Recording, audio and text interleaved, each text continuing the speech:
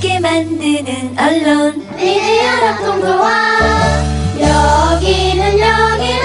여기는 국민TV. 함께 만드는 언론 미디어 협동조합. 여기는 국민TV.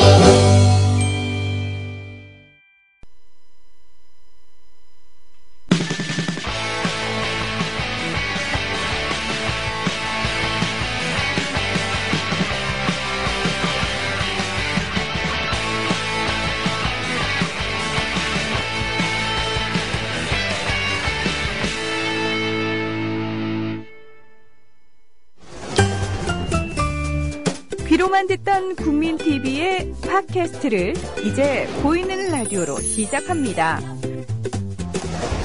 국민TV 광고를 모집합니다. 조합원과 비조합원 여러분, 자신이 속해 있는 기업과 사업체, 그리고 알리고 싶은 모든 것들 다 좋습니다. 광고를 원하시는 분은 신청해주세요. 홈페이지 kukmin.tv, 국민.tv 또는 지역번호 02-3144-0933번으로 연락주세요. 여러분의 많은 참여 바랍니다. 시사를 맛있게 요리해드립니다. 김성수 최연의 맛있는 수다! 아, 진짜 근데 이거. 더워. 너무 덥고. 너무 더워. 이거 우리 숨을 쉴 수가 없네요. 이거 타고 어떻게. 그러니까 이걸. 문장관은 이걸 타고 어떻게 했대? 그러니까. 사기는 벗읍시다, 이거. 아유, 더워. 이거 세상에 내 얼굴에 맞는 게 없어. 진짜. 아이고. 와. 저는 진짜. 짝퉁인데도 이렇게 답답하다. 땀난 것 봐. 메르스가 웬일이야. 이렇게 좀 더 참고를 하게 되면 마스크가 없어서 못 살겠네요. 진짜. 한번 느껴봤습니다. 자, 오늘 이 메르스 특집으로 준비해드리는 김성수 최연의 맛있는 수다. 특별 손님을 모셨습니다. 예. 그래서 먼저 소개를 해드리고 우리가 계속 진행을 해보도록 하겠습니다. 자, 황진미 평론가 나오셨습니다. 어서 오세요. 안녕하세요. 예, 황진미 평론가께서는 이미 새가 날아든다에서 최고의 방송이죠. 예. 엄청난 그 바들을 몰고 다니시는 그런 평론가로 알려져 있는데. 까반. 그렇습니다. 까도. 예. 제가 아까 통화했거든요. 예. 근데 방송에서 듣는 목소리랑 똑같은 거야. 그래서 신기하다 막 그랬지. 예. 근데 아름다우십니다. 예. 고맙습니다. 근데 저희가 평론가로 모신 게 아니에요, 오늘은. 네. 예. 직업이 하나 또 있으시죠? 예, 의사고요. 예. 진단검사의학 전문의이고. 진단검사. 예. 제가 또 보건정책학 그 박사과정을 이수를 했습니다. 가방끈 엄청 기시다, 지금. 도대체 박사가 몇 개예요? 아니, 근데- 박사를 딴 건 아니고. 그 진단검사가 뭐예요? 진단검사의학이 이를테면 지금 이야기되는 이런 병이 이제 돌 적에 네. 진단을 해내는 거죠. 예. 근데 지금 이런 특수한 경우에는 각 병원에서 이걸 진단할 수 있는 것은 아니고 질병관리본부에서만 그 키트를 가지고 아주 유일하게 아주 독점적으로 하고 있는 거죠. 그런 식의 무슨 키트를 만들고 연구하는 거에 이렇게 하는 사람도 있고요. 예. 네. 아니면 이제 그 감염에 특화된 이제 그런 경우 또는 감염이 아닌 쪽을 주로 하는 경우 여러 가지가 있습니다. 네, 그러니까 우리가 흔히 미드에서 보는 하우스 박사 그런 사람이 비슷한. 이 병이 뭐야 하고 딱 진단 내려야지. 미디에서 거기에다가 맞춰가지고 여기다가 약도 써야 되고 치료법도 그런.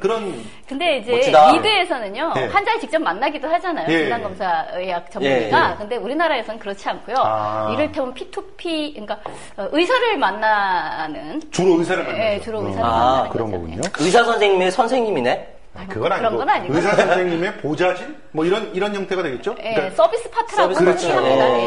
와. 경찰들 보면은 옆에 프로파일러들이 있어서 쫙 이렇게 범죄자 경험 이런 거 딱 제공해 주듯이 그렇죠. 이제 병도 지원팀이 있는 거죠. 지원을 딱 옆에서 딱 해가지고 이게 이런 병 같습니다. 딱 지원해 주면 이제 거기에 맞춰서 이렇게 하는. 근데 나는 진짜 몰랐었어요. 의사 네. 선생님 좀 몰랐는데 네. 평론가로만 알았었거든. 나중에 듣다 보니까 의사 선생님이래. 네, 그래서 우리가 지금 네. 메르스 특집에 이제 모신 건데, 메르스. 자, 우리 좀 현황을 점검해 봅시다. 메르스가 지금 어디까지 와 있는지 지금 보니까 신문 기사에 나와 있는 걸로 보면 난리 지금 났어. 현재가 지금 전국구입니다, 전국구. 격리자가 1,600명이 넘어섰다는데. 이제 지금 1,700 몇 명 가량 되죠. 근데 그 격리라는 것이 참 우스워요. 말하자면 지금 그렇게 많은 1,000 단위의 사람들을 어디에다 격리를 한다는 얘기냐라고 그렇죠. 했을 때, 그거는 우리의 지금의 상태로 보았을 때는 병원 내에 격리의 그 시설이 없습니다. 그렇죠. 예, 병원 내에서 특히 그러니까 이런 전염병의 경우에는 이게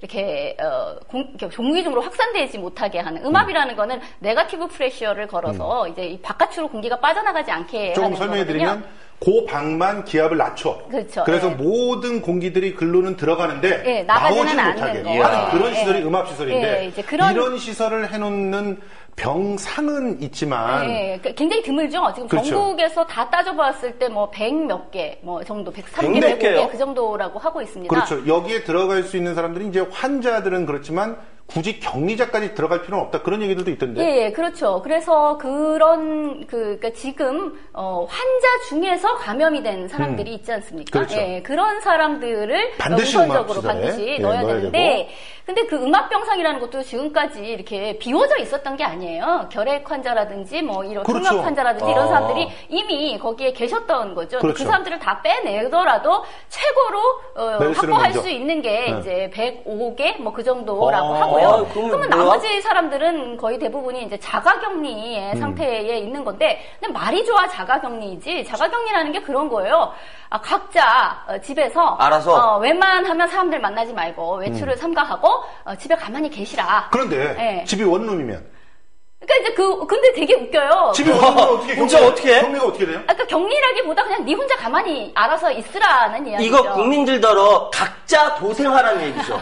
근데 참 그래요. 아니 차라리 원룸이면 차라리 나은데 왜냐면 문제는 그 원룸에 걔만 남겨놓고 다 빠져나가면 되니까. 네, 근데 이제 가족의 경우에는 그러니까. 격리라고 말할 수가 없는 것이고요. 그렇죠. 그리고 이제 지금 12시간 단위로 전화를 걸었다라고 얘기를 해요. 잘 계시냐? 가만히 계시죠? 이런 식의 전화를 걸었다고 하는데, 실제로 이제 그 발견이 되다시피 뭐 골프를 치러 가신 사모님도 계시고요. 제가 황당했어, 예. 진짜로. 그러니까 그렇게 이렇게 아무리 12시간마다 전화가 온다 할지라도, 사실 그 12시간마다 전화를 제대로 했는지도 의문이지만, 그런다 할지라도 그 제대로 어떤 정부하고의 어떤 협조, 어떤 신뢰와 협조 관계가 제대로 안 되어 있는 상태에서는 뭐 한다는 거냐, 난 답답해서 난 한 라운드 치러 나왔다. 이렇게 그러니까 제대로 된 사실의 인지가 안 되어 있고 거기에 대해서 내가 얼마나 위험한 상태이고 다른 사람에게 어떤 위험을 줄 수 있는가에 대한 제대로 된 어떤 커뮤니케이션이 안 되어 있는 상태죠. 예. 자, 그렇다라고 하면 일단 너무 달려가지 마시고 일단 우리 현황이 지금 1,700여 명이 격리 대상자예요. 그중에서 자가격리가 한 1,400여 명 되고 시설에서 격리하고 있는 사람이 한 400명이 좀 안 되는 그런 상황이라고 하는데 400명이 사실은 병상이 없는 거네요. 음압병상은 한 105개 정도밖에 안 되니까 나머지는 격리를 해놨지만 그 음압시설이 없는 그런 곳에서 그냥 관찰을 하고 있는 그런 상태니까 시설 격리도 제대로 이루어져 있다고 보기가 어려운 상태에서 그렇죠. 그러면 이제 1,000명 단위가 넘은 상태에서는 행정적으로는 이게 격리가 안 되고 있다라고 해도 과언이 아닌. 그러니까 저는 이제 새가 날아든다 방송에서 예. 이제 지난 금요일에 녹음을 하고 그리고 또 월요일에 이 문제를 다뤘었습니다. 근데 월요일 그때에 막 녹음을 할 때 사망자가 나왔다라는 네, 맞아요. 얘기가 나왔었어요. 근데 그 사망자가 저는 그때만 해도 확진 환자 그러니까 안에서 나온 줄 알았어. 17명 중에 한 사람 그러니까 1번 환자가 있었고 그로부터 그 쫙쫙 병원에서 16명이 감염이 싹 된 감염됐잖아요. 17명이 있었는데 네. 그 중에 한 한 사람이 이제 돌아가셨나 보다라고 생각을 했었어요. 네. 근데 사실 그때 그게 17명 중에 한 명이 아니었었던 아니었죠. 거죠. 맞아. 그러니까 확진을 기다리고 있는 그 외에 어떤 사람들 중에 막 상태가 안 좋아져서 그 사람의 이게 혹시 메르스가 아닌가 그때서야 검사를 하고 확진을 기다리고 있는 중에 환자가 돌아가신 거였거든요. 그렇죠. 예. 사실 그 상황에서는 이미 정부가 이거는 이후에 거의 걷잡을 수 없는 상태로 이거는 가게 될 수밖에 없다. 이미 너무 많은 구멍과 너무 많은 것을 지금 놓쳤다는 게 너무 보인다는 거죠. 이미 그때의 거의 상황은 일단락이 지어졌고 전혀 다른 국면으로 갔다고 볼 수가 있습니다. 그러니까 지금 현재 초기 대응이 부실했다라고 하는 걸로 이제 자연스럽게 얘기가 올라가고 있어요. 그렇죠. 지금 현황은 어느 정도냐면 세계 1위다. 그 지금 확산 속도라든가, 확산 속도. 그다음에 격리 대상자라든가 세계 1위 또 하고 있습니다. 그리고 1위? 예, 그리고 여기 사망자가 지금 3명이 3명. 나왔죠. 네. 3명이 나온 것도 이거 굉장히 이례적인 거고 3차 감염자 이것도 역시 세계 1위. 3차 감염자가 5명이 나왔어요. 이런 상태인데 초기 대응이 부실했다는데 구체적으로 어떤 게 부실했던 건지 한번 짚어봅시다. 초기 대응 처음에 메르스 환자가 저 메르스 환자 같아요라고 처음에 찾아갔어요. 그러니까 제일 바레인에서 오신 분이. 처음에 예. 그 환자분이 바레인에서 왔다라는 것을 자신이 알렸고요. 그리고 참으로 용케도, 그러니까 물론 다른 병원을 몇 번 전전한 바가 있지만 한 병원에서 그분 정말 훌륭한 사람이에요. 예. 이분이 메르스 같다. 논문도 읽어보고 하셨겠죠. 그리고 이 사람은 그게 펠로우라 그러더라고. 펠로우는 예. 보통 어느 정도 위치예요? 펠로우는 전문의는 따스나 예. 어떤 이렇게 보직을 지금 받지 못한 상태라고 볼 수 있습니다. 그러면- 말하자면 포스트닥하고 비슷한 개념이라고 볼 수가 있어요. 그러니까 어떻게 각 대학. 자, 좀 쉽게 예. 말해서 예. 우리가 인턴 레지던트 있는데 레지던트 과정 끝냈어. 예, 그래서 전문의를 땄어요. 끝내고 전문의를 예. 딱 땄지만 예. 아직까지 그 자리가 사람 없어. 자리가 없어. 예. 예. 그러니까 그 사람이 실력이 있는지 없는지 모르겠지만 일단은 어느 정도 자격은 갖출 수 있는 그런 예. 분이에요. 예, 근데 이제 그런 얘기도 해요. 전문의 막 딴 사람이 제일 실력이 좋다라는 말도 있습니다. 아, 예, 예. 어쨌든 이 예. 펠로우가 메르스다 이렇게 생각을 하고 이제 질병관리본부에 전화를 합니다. 네. 그래서 우리 키트 달라 좀 해보겠다. 그런데 어떤 얘기가 나오는 거죠? 아닐 거다. 왜냐하면 바레인에서 바레인은 왔으니까. 뭐 사우디면 내가 모르겠는데 바레인은 조금 비껴갖고 그건 아닌 것 같다. 그리고 자꾸 왜 아닌 거를 자꾸 기라고 우기냐. 그래서 아니면 꽉 나오면 네가 책임질래. 이제 이렇게 얘기를 했다는 거죠. 그게 뭔 소리예요 이게? 꽉 나오면 책임질래라는 꽉 얘기는 나오면 책임질래? 꽉 나오면 책임질래? 예, 여기서 우리 만화 하나를 좀 보고 갔으면 좋겠습니다. 장돌이라고 하는 그 시사 만화인데요. 네, 만화요. 그 유명하죠. 만화에 어떤 경로를 거쳐서 이분이 확진 판정을 받았는지가 나와 있어요. 한번 보시죠. 보시죠. 자, 세금 내고 군대 다녀온 대한민국 국민입니다. 바이러스 검사해주세요. 그런데 파리가 왱 돕니다. 정부기관에 고위 친척이 있다. 그러니까 몰려옵니다. 어디 봅시다. 자, 그러면서 백 없으면 도움받지 못하는 세상이다. 자괴하고 있는데 예, 이런 얘기가 옆에서 나오는데 이야기합니다. 그렇지 않아요. 간절히 원하면 우주가 도와줍니다. 자, 저 상황이 좀 과장되긴 했지만 고스란히 이루어진 거죠. 예, 그래서 그러네. 질병관리본부에 문의를 해서 나 이거 좀 확인하게 해주십시오. 펠로우도 이거 메르스 의심스럽습니다. 그런데 그렇게 쌩까니까 질병관리본부가 쌩까니까 그러니까 이분이 화가 나서 나 감사원에 친척 있어. 이렇게 얘기가 나와요. 그래서 그 감사원에 있는 친척이 실제로 연락을 받았대요. 그래가지고 아니 지금 뭐 하시는 거냐고 그 감사받기 싫으면 빨리 가가지고 좀 그 키트라도 보내주면 되지 않냐고 했는데 확진이 나온 거예요. 그렇죠. 기가 근데요, 막히다. 우리가 이게 일반 사람들 입장에서 이 얘기를 들었을 때 꽉 나오면 책임질래가 도대체 뭔 소리냐. 네. 어떻게 그런 일이 있을 수 있나. 1%의 확률이라도 검사를 일단 해보고 네. 그렇게 해서 맞으면 이제부터 열심히 해봐야 되는 거고 아니어도 그냥 다행인 거고 이렇게 돼야 되는 거지. 그게 상식인데. 어떻게 이런 식의 대응이 있을 수 있을까라고 생각을 하시잖아요. 근데 의료인 입장에선 이 이야기가 그렇게 낯설지 않습니다. 왜요? 실제로 이 사람이 어떤 것이 의심이 돼서 MRI 같은 거를 촬영을 해봐야 되겠다라고 했을 때 MRI는 이제 이렇게 그 의료보험, 건강보험에 네. 이렇게 커버가 안 되는 종목이 그렇죠. 경우에 그렇죠. 이제 그런 경우에 그런 식입니다. 나와서 기면 이거를 보험에서 인정을 해주지만 안 나오면 그건 네가 과잉 진료한 걸로 인정하고 그 수가에서 이렇게 다 까겠다. 그러니까 말하자면 돈을 안 주겠다는 거예요. 보험가로 해주지 않겠다라는 것이 굉장히 일반적으로 이루어지고 많아요? 있습니다. 예, 그런 경우가 굉장히 많고 어떤 경우에서 이것을 심사평가원에서 이거를 보험에 적용을 해주겠다 안 해주겠다를 결과를 가지고 그렇게 얘기를 하는 경우가 많아요. 이 사람이 어떤 뇌출혈이 의심이 돼서 사진을 CT나 MRI를 찍어보겠다, MRI를 찍어보겠다라고 했을 때 기면 보험에서 나가지만 아니면 꽝이야.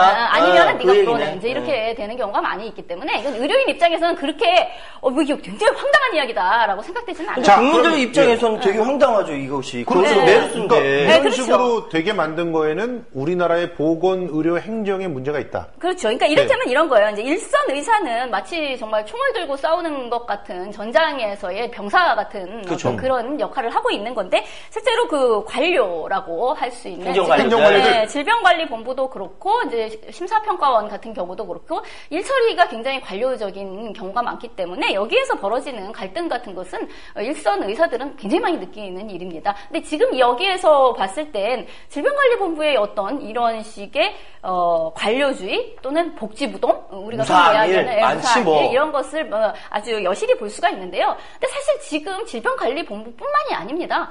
이렇게 지금의 어떤 무사안일을 보기에 아주 좋은 예가 뭐 이런 식인 거죠.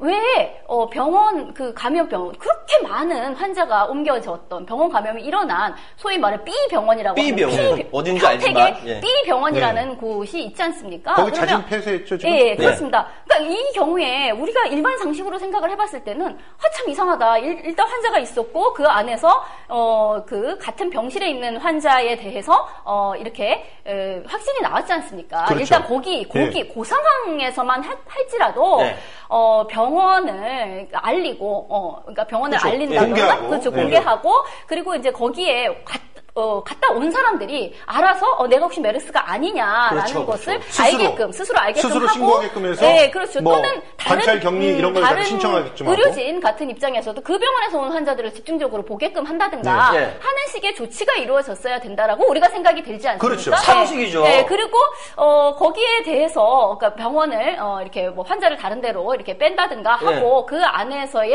어떤 확실한 조사 같은 거, 그러니까 실제로 그 환자가 확진이 된 사람들은 이제 더 옮기지 않고 거기에서 치료를 하게끔 하고 일반 환자를 받지 않게끔 한다든가 하면서 거기에 대해서 나머지 병원의 기능에 대해서 추진 조치를 하면서 그렇게 갔었어야 되는 것이 옳지 않나라고 우리는 보통 생각이 들어요. 잠깐만요. 이 비슷하게 했던 적이 있었잖아요. 사스 때는 이렇게 했었던 걸로 기억하는데?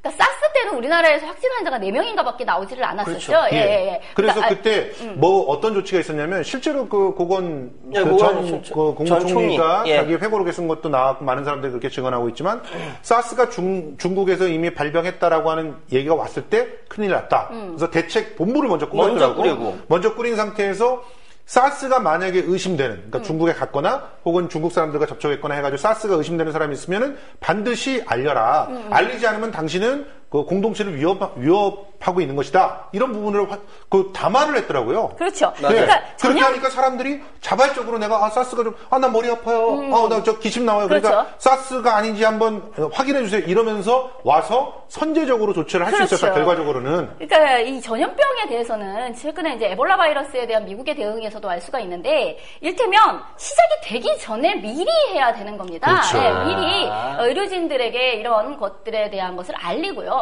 그리고 혹시라도 이러한 데서 온 사람들이 열이 나는 경우에는 이거를 의심해 봐야 된다라는 것을 철저하게 그러니까 하달되는 어떤 공문으로서 내려와야 되는 것이죠. 정보가 쫙 뿌려져야 되는 거죠. 그리고 실제로 공항을 이용하는 사람들에게 어떤 위험 지역에서 온 사람들이 혹시 열이 나면 어떻게 하시오라는 것이 이루어져야 되죠. 사스 때는 정말 그때 이제 중국을 중심으로 이렇게 동아시아에서 발병이 일어났을 때에 그때는 정말 중국 갔다 온 사람들을 전부 공항에서 전수조사를 열흘째게 했었습니다. 맞아요. 기억나요. 그래서 그때 인권 침해 그 얘기도 있었어. 그러니까 그 당시에는 이게 왜 이렇게까지 하느냐. 너무 지나친 조치이고 정부가 너무 뭔가 행정력을 이렇게 동원해서 개인의 어떤 사생활과 인권을 침해하는 그런 복잡한 문제가 있다라는 얘기를 했었죠. 그러니까 그때는 말하자면 우리는 굉장히 차원 높은 어떤 시민사회, 행정은 어디까지 해야 되느냐, 인권은 어디까지 보호되어야 하느냐 이런 식의 어떤 차원 높은 문제를 다루고 있었다고 볼 수가 있는데요.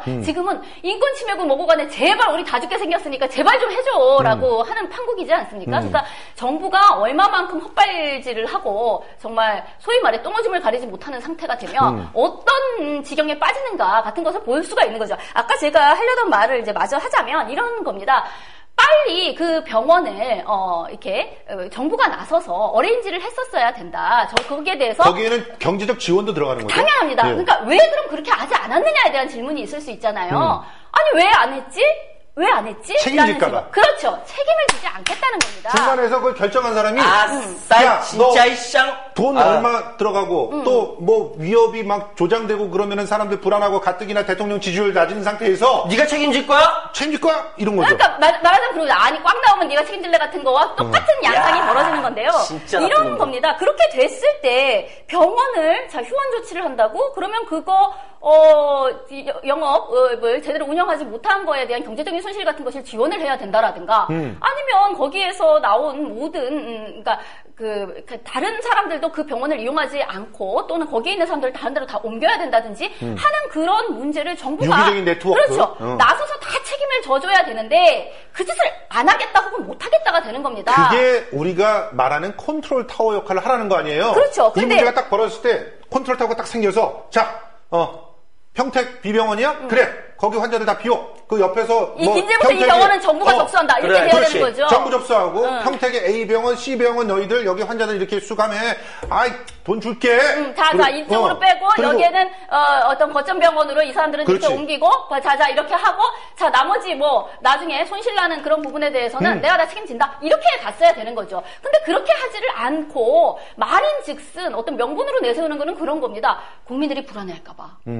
근데요, 사실 불안은 어떤 데에서 더 조정이 되느냐면요, 그러니까 지금 같은 상황. 그렇죠. 어떤 것이 맞는 말이고 어떤 것이 틀린 말인지를 알 수가 없는 상태에 맞아요. 빠지는 거예요. 맞아요. 실제로 SNS에서는 계속해서 병원 이름들이 돌고 있었습니다. 그렇죠. 맞아요. 평택 B병원은 정말 많이 그렇죠. 돌았던 많이 병원이에요. 돌았어요. 근데 그것을 다 그런가 보다. 카더라 통신 같은 거 아닙니까? 이를테면 카더라 통신을 우리가 접하고서 그걸 맞는지 아닌지를 정부가 확인해주지 않는 상황이 왔을 때는 전부 그냥 소위 말해 아주 불확실한 상태의 그 SNS의 그 이야기에 그냥 우리는 의존할 수밖에 없어요. 그 상태에 빠져있는 사람들에게 자자 괴담을 누가 유포하나 어디 잡아볼까? 이렇게 하고 있는 것은 실제로 지금 벌써 잡았더라고요. 그렇죠. 실제로 잡았습니다. 한 사람은 벌써 잡았어요. 근데 그 사람의 놀라운 속도야. 네, 이거는. 정말. 그 사람은 엄청나. 이제 뭘 잘못을 했느냐 하면은 그 병원 명단을 잘못 알렸다는 거예요. 그러면서 그 사람은 굉장히 악의적이다. 왜냐하면 자기 가족한테는 안 알리고 다른 사람한테 다른 사람한테 알렸다는 그래서 것은 이제 거짓말이라고 하는 것을 분명히 알고도 있음에도 불구하고 그러면서 했다. 그러고 이런 식으로 있는 얘기를 하고 거죠. 있었죠. 근데 어쨌든 이런 상태에 놓여 있을 적에 어느 것이 맞는 말이고 어느 것이 틀리는 말인지 정보에 대한 변별을 할 수가 없는 상태에 빠져 있는 것이 진정한 불안이라고 볼 수가 있어요. 그렇죠. 사실 메르스보다 메르스에 걸린다고 우리가 다 죽는 건 아니라는 거 아니죠. 알고 있지 예, 않습니까? 물론 그렇죠. 그리고 실제로 이렇게 지금 이렇게 병원 감염이냐 이게 지역사회 감염이냐라는 것을 이렇게 개념적으로 우리가 좀 정립할 필요가 있는데 아직까지는 어쨌든 병원 감염이에요. 감염. 그래서 지역사회 감염은 아니기 때문에 아직까지는 무슨 전철을 탄다든지 영화관을 간다든지 대중목욕탕을 간다든지라고 했을 때 거기서 옮았다라는 것은 지금 나온 건 아니거든요. 그래서 그렇죠. 감염학에서 얘기할 때 이게 병원 감염이냐 지역사회 감염이냐는 상당히 이렇게 구분을 열심히 하는 편입니다. 근데 어쨌든 지금까지는 병원 감염의 차원이기 때문에 이게 소위 말하는 팬데믹으로까지 가는 그런 상황은 아니기는 해요.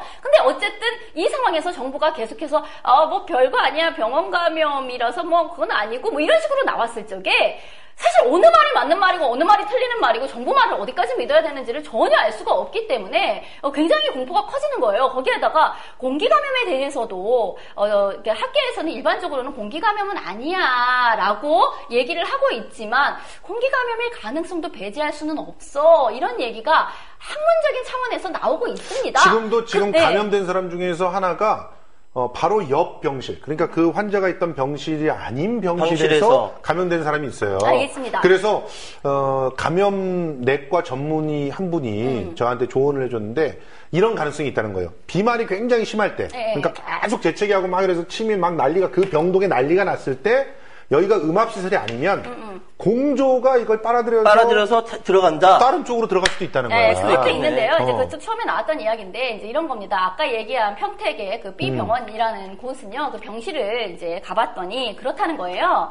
처음에는 이제 그랬어요. 거기가 2인실이었어요. 그 환자가 그렇죠. 있는 곳이. 근데 2인실이어서 바로 옆 병상에 있었던 사람, 그리고 거기에 그 사람 접촉될 수가 있죠. 그러니까 네. 거기만 본 거예요. 아니니까. 거기만. 네. 그러니까 그 2인실에 있었던 같은 병상에 있었던 그 환자와 그 가족만 격리 대상자로 본 거야. 격리 대상자로 봤어요. 근데 그게 아니라 그 옆 옆병실에 있었던 사람도 감염이 됐고, 예. 그리고 같은 층 내에 있는, 그러니까 같은 병동 내에 있는 사람들이 감염이 다 우수수수 된 거예요. 16명이 됐어요. 네, 그렇죠. 그 우수수수 됐다는 것을 알기 전에는 계속 요 방만 본 거예요. 요 방에 침대 여기 아니, 있는 그것도- 거, 그다음에 여기 있는 거, 요것만 본 거예요. 근데 그것도 되게 웃긴 일이잖아요. 네, 되게 그것도 굉장히 단순하다. 웃긴 일이죠. 어떻게 왜 그랬을까라고 생각을 했을 때, 자, 잠깐만요. 이 초기 대응 실수의 첫 번째. 그러니까 미리미리 준비해서 컨트롤 타워 구축하고 뭐 병원 지정하고 이런 조치를 안 했다라고 아예 하는 거 못했던 하나. 거 하나. 두 번째.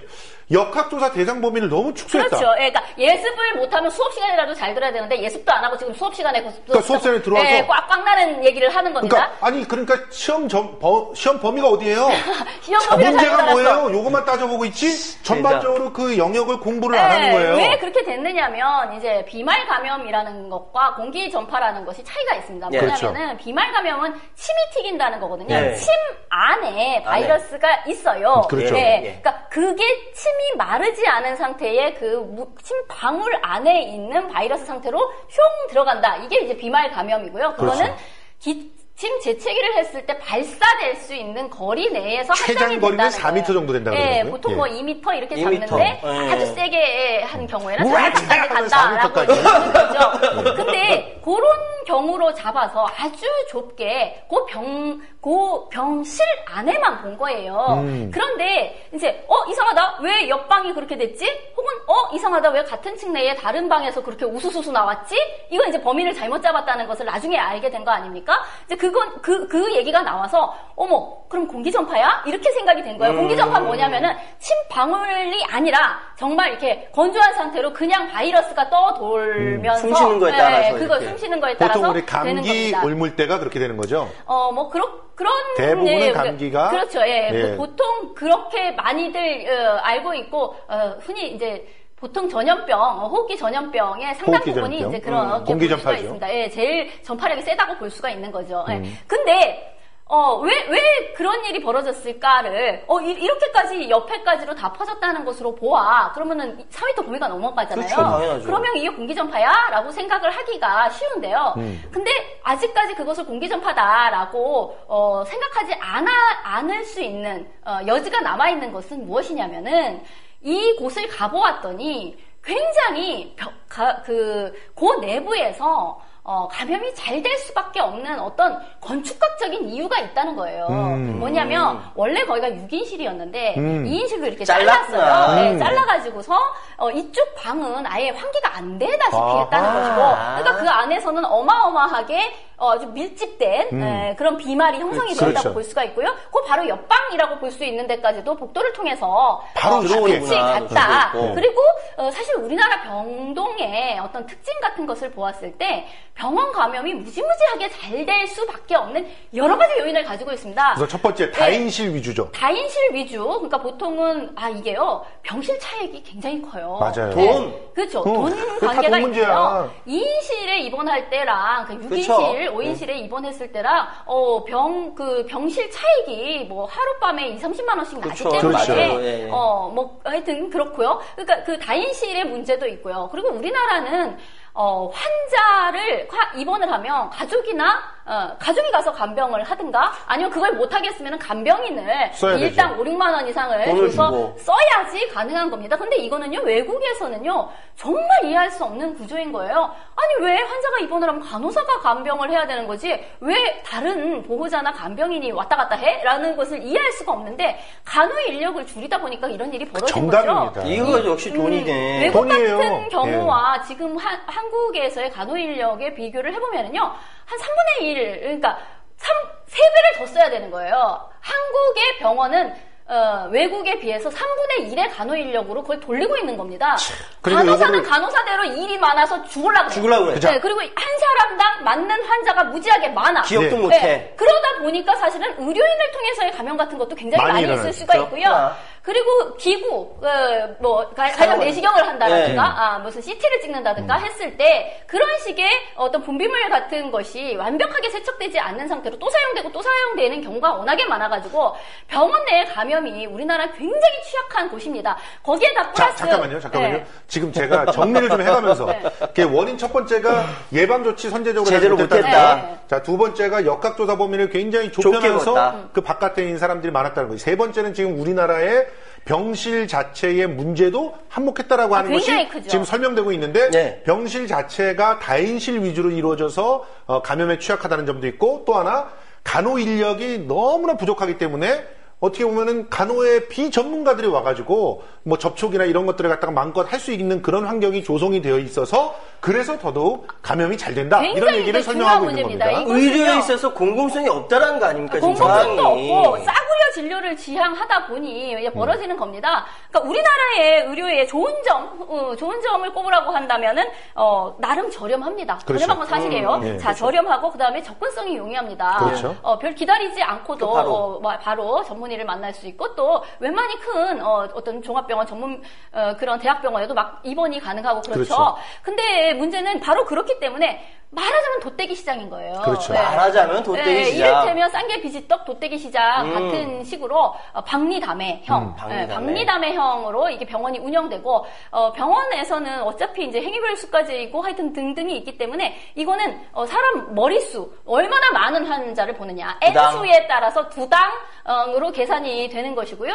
그렇기 때문에 더 많은 환자를 보려고 하는 유인이 또 거기에도 있습니다. 근데 어쨌든 환자들의 또 우리나라 환자들이 어쨌든 병원을 또 많이 이용한다는 뭐 그런 것도 있기는 합니다만 어쨌든 중요한 것은 병원에 실제로 제대로 어떤 이루어져야 되는 것들을 굉장히 싸구려, 그러니까 아주 싼 것으로 만들면서 그 나머지 부분을 그렇다고 돈이 안 드는 게 아니에요. 그렇죠. 왜냐하면 그것이 공공의 영역, 이를테면 지금 건강보험이라든지 이런 데서 제대로 간호 인력은 그만큼은 써야 돼, 간호 수가는 이 정도를 줘야 돼 라는 것을 주지 않고 그걸 아주 좁혀놓은 상태에서 나머지는 각자 알아서들 해결을 하세요. 그러니까 보호자가 와서 간병을 하시든가 아니면 간병인을 쓰든가. 전화번호 알려드리겠습니다. 자, 간병인 이거 명함 하나 가져가세요. 연락해서 이제 아주머니들 부르시면 한 6만 원 이상 되니까 알아서 하세요. 이렇게 되는 거예요. 그래서 어쨌든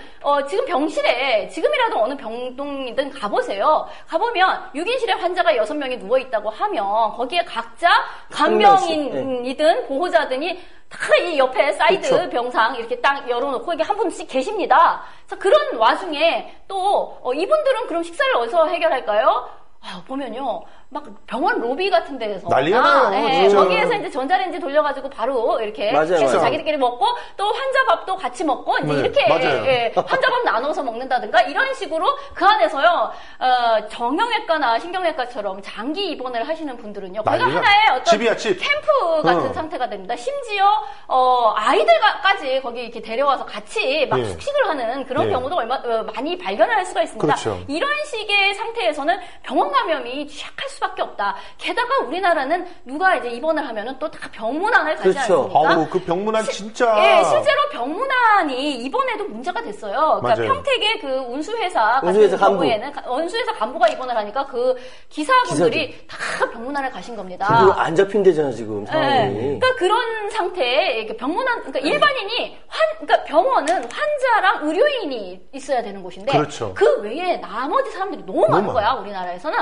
그러니까 이런 사람 한 사람이 더 이렇게 보태지면서 거기에서의 이런 분비물들이 섞이는 문제 같은 것이 병원 감염을 굉장히 잡기 어렵게 만드는 문제인데요. 실제로 우리나라에서 다른 나라에 보다 병원 감염이 굉장히 취약하고 실제로 많이 있습니다. 많이 있는데요. 근데 왜 우린 지금까지 병원 감염이라는 개념을 잘 몰랐지? 이렇게 생각이 들 수가 있어요. 근데 그거는요, 아무도 모르는 상태로 넘어갔었던 거죠. 실제로. 왜냐면 그걸 누가 알아? 이번에 확실하게 불거졌어요. 왜 우리가 병원에 다녀오면은 더 아플까? 감기를 고치려고 병원에 갔다 왔는데 감기가 떨어지지 않고 더 심해져. 그런 경우도 있어요. 왜냐하면 병원 감염이라는 게 이렇게 대한 개념을 우리가 생각을 해봐야 되는데 우리는 어떤 아이러니 비슷하게 누가 뭐라고 얘기를 하면 뭐 괴담처럼 이렇게 얘기를 해요. 아우 병원에 가가지고 병을 얻어서 오다니 세상에 네. 이런 일이 어디 있을까 허허허 이렇게 얘기를 하거든요. 네. 근데 그거는 이런 일이 어디 있을까 허허허의 개념이 아니고요. 당연한 일이죠, 사실은. 굉장히 많이 있을 수밖에 없는 일이에요. 그렇죠. 왜냐하면은 병원이라는 곳은 온 전국에 있는 세다는 병원균이 총 집합하는 곳입니다.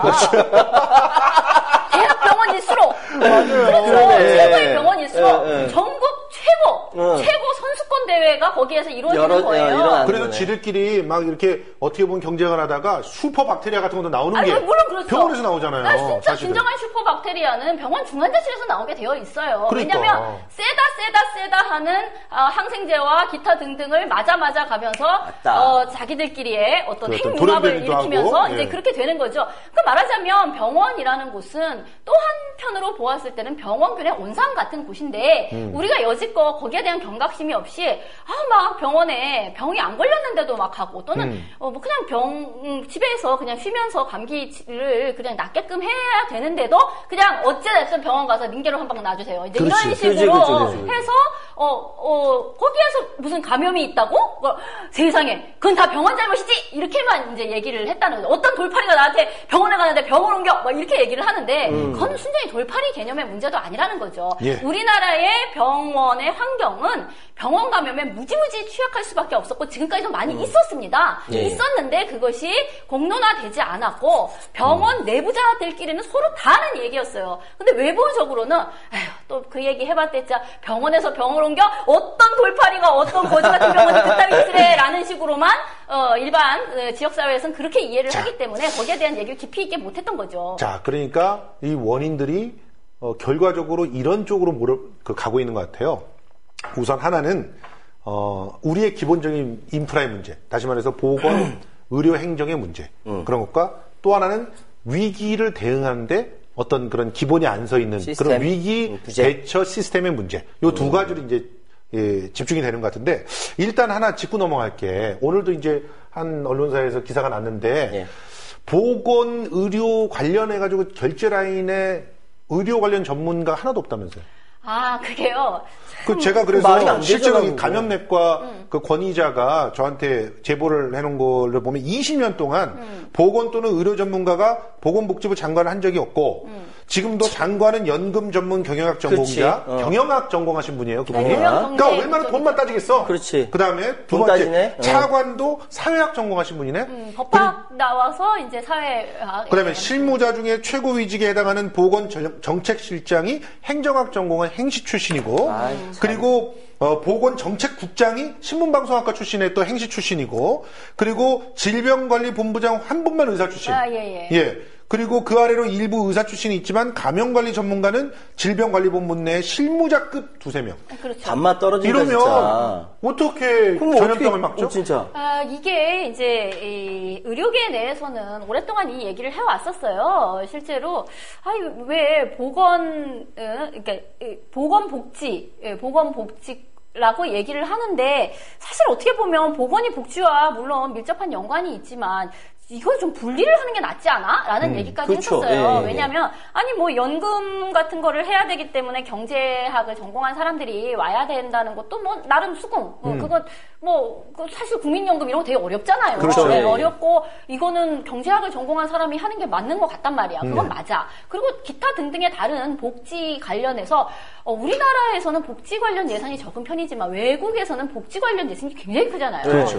거기에서의 그 복지만 따져도 엄청나게 해야 될 일이 많거든요. 그럼요. 그렇게 따지면 복지 이제 전문가가 그쪽에서 어떤 그러니까 그 사회복지를 예. 전공을 하신 분이라든지 아니면 행정 관련된 또는 경제 이런 쪽을 전공하시는 분들이 그 복지 쪽을 맡는 거는 맞는 것 같다. 네. 그렇다면 보건은 보건에 관련된 이야기는 그래도 좀 따로 이건 대루의 대단히 전문성을 요하는 그렇죠. 일이기 예. 때문에 좀 따로 해야 되는 거 아니냐라는 식의 이야기를 많이 했었어요. 그러니까 보건복지부 장관을 꼭 의사 출신을 해달라 이런 얘기가 아니라 차라리 보건과 복지를 좀 분리해서 나눠라. 보건은 보건대로의 어떤 할 일이 있는 것이 아니냐. 지금같이 이런 전염병 관련된 이야기라든가 그러니까 이게 어쩌다 갑자기 일어난 일도 아니고 보건 관련되어서도 이게 굉장히 전문성을 요하는 일들이 많아요. 그쵸. 아까 말씀드렸듯이 이 건강보험이 어떤 식으로 이루어져 있고 우리나라는 왜 이렇게 싸구려 의료를 이렇게 기본적인 것으로 기본으로 장착하게 되었을까? 라든가 이거를 또는 어떻게 공공의료를 좀 더 확보해야 되는 거 아니야? 이런 생각을 하더라도 이거 손을 대지 못하는 어떤 이런 문제들 잘 모르니까. 잘 모르겠네. 모르기도 하고요. 그러니까 돈으로 이 생각해요. 상태를 가지고서 국민들을 설득하기도 굉장히 어려운 상황이거든요. 그러니까 이렇기 때문에 이게 이 보건과 복지를 좀 구분을 해서 적어도 보건 관련된 거에 최고 행정의 어떤 꼭대기에 그 전문가가 좀 있어야 되는 거 아니냐라는 생각을 했었고 이게 안 되더라도 이게 이제 설사 이게 안 된다 하더라도 된다고 하면 재빨리 이러한 문제가 벌어졌을 때, 그러니까 민간 전문가를 여기에 컨트롤 타워에 같이 끼워서 했었어야 되는 거죠. 민관 합동 뭐가 이루어졌어야 되는 거죠. 근데 이것은 사태가 일어나고 지금 12일 만인가요? 하여튼 거의 2주가 되어서야 첫 회의가 열렸죠. 지금 열린 거잖아요. 그리고 대통령은 20일 만에 나타나셨어요. 어쨌든 정부가 왜 대처를 못하는지 모르겠다 이러시면서 정부의 그쵸? 수장이 누군데? 뭐 그런 거죠. 참. 왜 이걸 뭐 입었는데 이렇게 발견이 안 되느냐라고 세월호 때도 뭐 완전 뻘소리를 하셨잖아요. 구명조끼 입었는데 거리에 낙타가 없는데 왜 메르스를 못 잡죠? 뭐 그런 낙타고기는 낙밖에 안 먹었는데.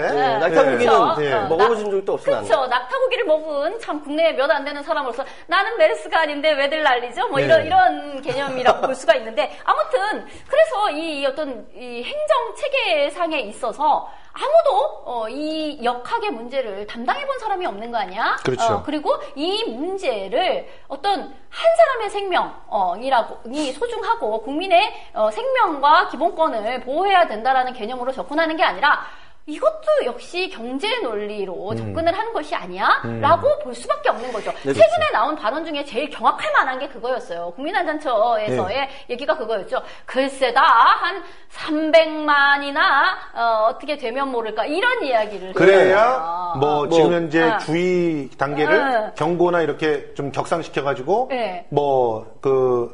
전문적으로 대처를 하는 그런 상황들을 그래서 만들어야 우리는 된다. 다 눈으로 의심하지 않았습니까? 난 그렇게 얘기가 어떻게 나와? 나는 아마 의료에 대해서 아무것도 모르는 사람인데, 그쪽에 뭐 일하는 사람일 거 아니야. 근데 어떻게 그런 얘기가 나올 수 있는지 이해가 도대체 안 돼요. 머리 한번 쪼개보고 싶어. 그래서 300만 명, 우리 막 뭐 잘못 봤나? 300명인가? 막 이러고 봤잖아요. 근데 아니 지금 밝혀진 바에 의하면은 그러니까 중동 지역에서 이게 2012년에 발견이 돼가지고 2014년도에 굉장히 환자가 많았었어요. 그리고 이제 좀 잦아들고 있는 상태에서 지금 한국에서 이 난리가 난 건데 어쨌든 그때 그 지역에서 감염된 사람들과 사망자를 봤을 때 대충 털어서 40%의 치사율이라고 본 거였거든요. 근데 이제 물론 그 치사율이라는 것은 어떤 의료 환경을 갖추고 있느냐에 따라서 또 이렇게 달라지죠.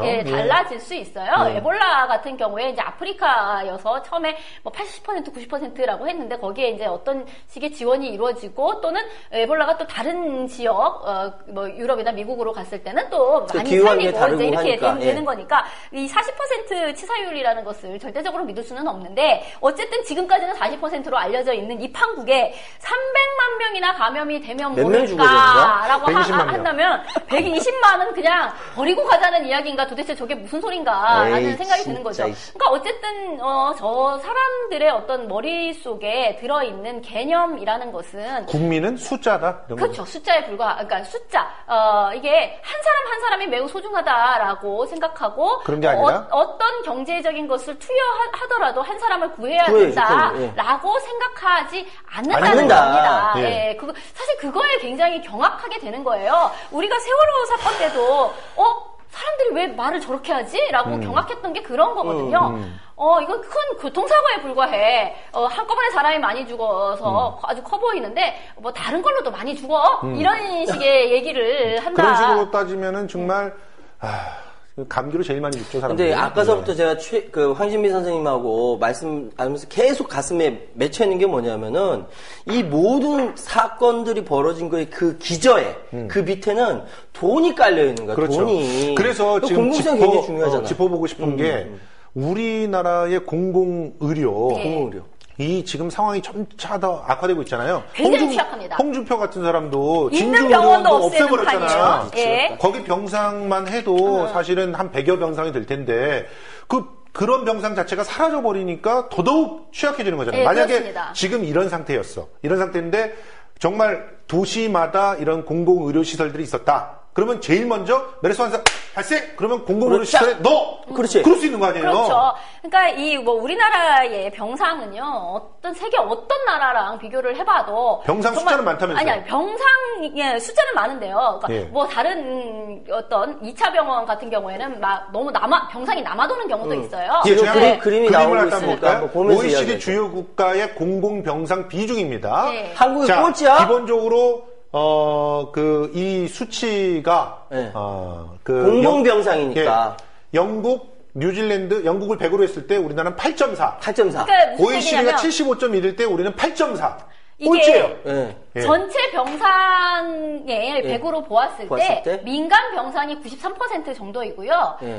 그 나머지 병상이 그 공공병원에 해당이 된다는 겁니다. 근데 아니 뭐 그랬거나 말았거나 평상시 같이 그냥 잘 돌아가면 되지 그게 꼭 공공이어야 할 이유는 뭐가 있어? 라고 사람들이 여지껏 생각하고 살았죠. 그렇죠. 그러니까 병상은 이렇게 공공이 한 8%이고 나머지가 뭐 92% 이렇게 된다 할지라도 정부가 굉장히 강력하게 무슨 이 건강보험, 공보험의 어떤 방식을 통해서든 공공성을, 민간 병원을 이렇게 장악하면서 장악하고 있으니까. 어떤 가격 조절도 하면서 이렇게 하고 있으니까 별 문제는 없어라고 생각을 했을 수도 있어요. 예. 근데 이러한 같은 상태가 벌어졌을 때 이 민간 병상에 대해서 통제력이 없습니다. 그렇죠. 예, 그리고요, 이 문제는요, 신종플루 때도 역시 이 얘기가 나왔었거든요. 네. 그러니까 이런 거죠. 만약에요, 아까도 우리가 얘기했듯이 평택의 B 병원이 공공병상이었더라면 그럼 어땠을까? 아주 손쉬운 거죠. 그렇죠. 예, 바로 직접 그 통제가 국가의 되는구나. 통제에 놓이게 되겠죠. 근데 그렇게 통제가 그러니까 민간 병원에서 통제가 안 된 부분이 이제 물론 있고, 그리고 지금 여기에 가용할 수 있는 말하자면 지역 거점 병원이라든지 뭐 이렇게 딱 해가지고 이 사람들을 열로 다 옮겨. 또는 이 안에서만 이런 증상이 나타나면 일로 와. 그리고 거기에 대해서는 무슨 지금 보건복지부가 얘기하는 식으로 그 병원의 이름이 오르락내리면은 거기에 대한 손실이 굉장히 커지기 때문에 그 병원에 다른 사람들이 기피하게 되기 때문에 나중에 그거에 대한 손실이 너무 그렇지. 커서 보상을 어떻게 해줘야 될지 이것도 모르겠네. 경제론리야, 하여튼, 이것도. 그런 일이 안 벌어질 수 있는 거죠. 이게 그렇죠. 다 아예 공공이었고 공공이니까. 공공으로 가용할 수 있는 그럼. 그런 병원들이 각 지역마다 제대로 갖춰져 있었더라면 그렇게 했으면 되는 거예요. 그렇죠. 근데 그렇게 할 만큼의 병원이 제대로 갖춰져 있지를 못했던 것이고, 그렇지. 그리고 이게요, 이제 신종플루 때는 그런 것도 있었어요. 거점 병원을 각 웬만한 데에다 잡아가지고 그렇게 하자라고 했었어요. 근데 정말 원치 않는 그러니까 민간 병원 중에는 신종플루 환자 받아가지고서 우리 다른 장기적으로 환자도 망해, 뭐 이러면서. 그러면 그거 좋지 않아 라는 식으로 싫어. 기피를 하는 그런 입장도 있을 수가 있는 것이고, 그렇죠. 예. 그러니까 뭐 지금 병원들끼리도 어떤 경쟁이라든지 이런 것이 굉장히 심하기 때문에 그렇죠. 또는 이렇게 그러니까 받기 싫다는 어떤 기피가 일어났을 때 어떻게 할 것이냐, 또는 이것을 굉장히 울며 겨자 먹기로 앵기는 경우가 있었어요. 그냥 2009년도에. 이게 거점 병원이라고 해 빨리, 몇 명 거점 병원이라고 해줘 빨리, 막 이런 식의 어떤 원치 않은데 때랭기는 그렇죠. 방식의. 실제로 그래서 탐사보도 프로그램에서 막 그런 걸 따져 물어봤더니 우리가 거점 병원이었어? 그건 뭐 이런 몰라. 데도 있어. 왜냐면 거점 이름은 병원 올려야 맞아? 되니까. 이름을 올려야 되니까 진짜 해놨어. 황당하다. 그러니까 그렇게 되는 경우에는 그거는 협조를 바랄 수가 없는 상태가 되는 그렇죠, 거예요. 당연하죠. 원치도 않았고, 그렇게 그냥 떼냉겨진 상태에서 뭐를 내가 거점 병원이라는 걸 알면은 거기에 맞춰서 매뉴얼에 따라 어떤 환자가 오면 어떻게 어떻게 하고 뭘 대응하고. 하겠다는 착착착착 이게 다 맞춰져 있어야 되는데, 왜 거점 병원이었어? 이랬어? 난 몰랐네. 이렇게 되는 거죠. 그리고 일선 병원에서의 또 이런 것도 있어요. 감염 관리. 왜 예. 우리나라는 이게 아까도 말씀드렸듯이 병원 감염이 굉장히 많으니까. 높이 예. 일어남에도 불구하고 막기 굉장히 어렵다라고 했잖아요. 근데 각 병원마다 감염 관리 간호사도 있고 뭐도 있고 있기는 다 있어요. 다 있어. 병원 감염 방지 위원회 그런 것도 각 병원마다 다 있어요. 있어요. 하라고 하니까 그거 다 있어. 만들어놨잖아요. 근데 그거는 말하자면 서류상에 있는 거예요. 페이퍼. 그냥 그냥 이렇게 거기에 보면 이름이 다 올라져 있어. 그렇죠. 뭐 부원장 이하, 뭐 무슨 누구가 총신을 맡고 가면, 그러니까 실무자 한 명이 감염 관리 간호사가 딱 한 명이서 그 모든 서류를 만들고 계셔. 그렇지. 서류만 네. 만들고 서류만 계셔. 만들어. 예, 네. 뭐 또 회의했다라는 회의록도 가라로 좀 만들고 뭐 이런 식으로 하고 있는 거죠. 예. 아, 뭐 이거를 다 비치했다 각 병동에. 오케이, 사인하고. 이렇게 하고 이제 그런 거를 하고 있죠. 그런 일을. 그러니까 그런 거에 대해서 정부가 제대로 보건당국이 통제를 하지를 못한다는 것이고 그리고 그건 사실은요, 원칙적으로 불가능. 사실은. 네, 지금 네. 상태에서는 불가능. 그러니까 그리고 보건소가 있지 않습니까? 네. 원래는 보건소가 해야 되는 일들이 이거예요. 그렇죠. 이런 거예요. 네. 근데 지금 우리나라에서 보건소는요, 아까 전문가가 왜 저 보건복지부에 이렇게 없냐 이런 얘기도 하셨지만은 보건소 같은 경우도 굉장히 웃겨요. 말하자면 보건소는 각 지자체 각 구청이나 뭐 이런 거는 다 행정하시는 분들이 네. 이렇게 다 하고 계시고요. 보건소에서 진짜로 지역사회를 대상으로 보건 사업을 해야 되는 그렇죠. 그런 일들을 하고 있는 게 아니고 네. 보건소에 의사를 이제 한 분을 초빙을 해옵니다. 그렇죠. 근데 모셔와요. 그 사람이 하는 일은 지역사회 보건 사업이 아니에요. 뭐예요? 거기선 그냥 저가 진료를 하고 계세요. 저가 진료? 그러니까 저가 진료, 예방접종 이런 네. 것들 하고 있는 거야. 그러니까 그 일을 하고 계세요. 근데 아니 그거는 일반 민간 의원급에서도 의원에서 해야 하는 되는 거잖아요. 건데 왜 네. 그런 일을 하고 있지? 하는데 이를테면 약간의 선심행정 비슷하게 그러니까 물론 그것도 있으면 좋아요. 이렇게 지금 공공의료가 다 없는 판국에 판국에, 그렇지. 그리고 좀 강제적으로 어렵거나 뭐 이런 또 노인 환자라든지 이런 사람들에게 그런 식의 워낙에 없으니까 그냥 이렇게 진료소 아주 저가의 네. 진료를 받을 수 있는 그런 곳이라 그나마라도 그거라도 하고 있다는 게 뭐 낫다고도 그렇게 보시는 분도 계세요. 하지만 진짜 지역사회의 어떤 예방의학적인 일을 해야 되는 거 그러니까 그렇죠. 그 일을 보건소가 해야 되는데 그 일을 안 하고 진료를 하고 계시다는 게 문제인 그렇죠. 거죠. 예. 야, 진짜. 자, 일단 지금 우리가 점검해 보니까 이 메르스는 어떻게 보면은 메르스가 아니었어도 필연적으로 터지는 그렇지. 일이었어요. 다시 말해서 그러니까. 우리가 이전에 사스 있을 때는 사스. 위기관리 매뉴얼이니 뭐니 이런 다 것들이 있었어요. 아니에요. 다 있진 않았어. 지금 네. 보니까 어떻게 보면은 위기관리 매뉴얼이 있어도 작동이 안 해. 이런 상태에서 무슨 작동을 지금 하겠어요? 그때 작동을 할 수가 없지. 근데 다만 그때 당시에는 최고 권력자와 그다음에 그 밑에서 이제 그 총리와 이런 사람들이 의지가 있었던 거예요. 선제적으로 대응한 거지. 그래서 의지를 가지고. 의지를 갖고 선제적으로 딱 막아가지고 그게 괜찮았지만 없었는데. 만약에 그런 사람이 없으면 얼만큼 이렇게 확 돌릴 수 있는지 이렇게 망가질 수 있는지 보여주는 보여주는 거구나. 거야. 그러니까 지금 현재 이게 근본적인 치유책이 되려면 공공의료를 확산하는 수밖에 없어요. 원래는 그게 돼야 되죠. 그럼요. 이를테면 왜 그런 거예요? 세월호 사건이 일어났을 때, 이게 정말로 안전한 사회가 되기 위해서는 어떠한 것들을 갖춰야 되는구나 하는 어떤 인프라에 대한 얘기가 많았잖아요. 예. 그리고 이것은, 생명보다 이윤을 위한 어떤 그런 거에서부터 잘못된 거다라는 얘기도 다 있었단 말이에요. 그렇죠. 근데 지금 1년이 넘게 지났지만 인프라적으로 아무것도 바뀐 거 없어요. 있어요? 네. 없어. 일자 없습니다. 그거나 마찬가지예요. 예산이 안 바뀌니까 일단. 그렇죠. 지금 이 이야기도 똑같아요. 이 얘기를요, 석 달 열흘을 하든지 간에, 나올 수 있는 이야기는 다 뻔합니다. 예. 이게 공공의료를 확충해야 되는 거야. 그리고 이 위기관리 매뉴얼이라든지 이런 거를 새로 만들어야 되는 거야. 라는 것을 우리가 다 얘기할 수 있지만, 이 인프라는요, 안 바뀝니다. 그렇죠. 진짜 중요한 거는 짜증나, 정말. 위기관리 매뉴얼 참여정부 때 만들어 놨습니다. 갖다 버렸잖아. 거의 폐기하다시피 그런데 했죠. 뭐 폐기하다시피 했죠. 네. 그거 되살린다고 해서 자존심 상하는 거 아니거든요. 다시 되살린다고 해도 근데 실제로 또 인프라가 없으면 작동 잘 안 합니다. 못해요. 예. 이런 식으로. 그러니까 우리가 근본적으로 우리들 최소한 보세요. 제대로 된 나라라고 하는 것은 먹고 사는 데는 문제가 없어야 돼요. 최소한. 국민의 그치? 생명을. 그리고 예. 지분이 있어야 돼. 그렇지. 어딘가. 먹고 쳐야 되니까. 그리고 아플 때 치료받아야 돈이 돼. 없어도 치료를 그럼, 받아야 돼. 당연하지. 이 세 가지는 돼야 돼. 이 세 가지를 최우선적으로 공공의 영역에서 해결해야 된다는 점.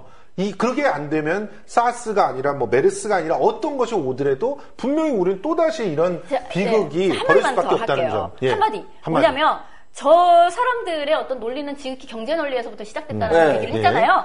근데 그 경제 좋아하시는 분들 잘 들으세요. 이거요, 경제로 따졌을 때 손실 어마어마합니다. 그렇죠. 사람 한두 맞죠. 명 죽은 거 저 사람들 눈도 깜짝 안 한다는 거 잘 알아요. 네. 네. 그런데 잘 잘 보세요. 이게 경제적인 손실이 얼마나 크냐면은요. 국가 신임도가 굉장히 하락을 하고요. 그렇죠. 지금 우리나라에 뭐 어떤 한국에 관광을 오겠다라는 것이 다 취소가 그렇죠. 되고 있다든가 예, 그렇죠. 수출입을 하기가 굉장히 어려워지고 있고 우리나라에서 성형 관련된 어떤 의료 관광 같은 거 굉장히 많았는데요. 이거 완전히 사라지고 있습니다. 큰일 납니다. 자, 그러니까 돈만 하는 저질은 결국 이걸로 돈으로 망하게 됐어요. 예, 지금 이런 상황들을 우리들이 애타게 얘기를 하고 있는데 공공의료 확산이야, 답은. 들어줬으면 좋겠습니다. 우리 오늘의 마지막 구호는 공공의료 확산. 다음 주에도 여러분들 찾아오도록 하겠습니다. 김성수 최연의 말씀드렸습니다. 다음 주에 뵙겠습니다. 공공의료 확산, 공공의료 확산, 공공의료 확산. 국민라디오 팟캐스트 응원하는 가장 쉬운 방법 아시나요? 다운로드하기, 별점 주기, 댓글 달기, 구독하기. 국민라디오 팟캐스트 널리 알리는 가장 쉬운 방법. 다운로드하기, 별점 주기, 댓글 달기, 구독하기. 기억하세요. 다운로드하기, 별점 주기, 댓글 달기, 구독하기.